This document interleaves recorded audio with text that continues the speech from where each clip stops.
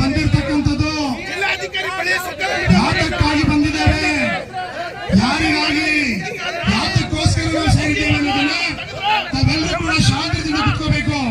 ದಯಮಾಡಿ ಮತ್ತೆ ಮತ್ತೆ ಮಾತಾಡಬೇಡಿ, ದಯಮಾಡಿ ಶಾಂತಿಯಿಂದ ಕುತ್ಕೊಳ್ಳಿ.